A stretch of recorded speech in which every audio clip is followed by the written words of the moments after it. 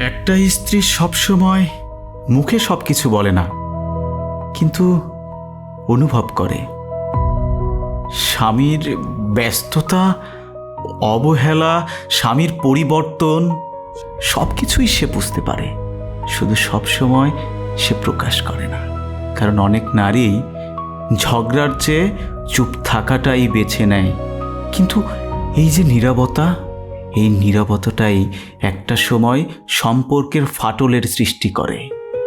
তাই সময় থাকতে নিজের ভালোবাসার কাছের মানুষটির মনকে বোঝার চেষ্টা করুন। কারণ সব অভিমান শুধু মুখে বলা হয় না, বুঝে নিতে হয় অনেক বেশি।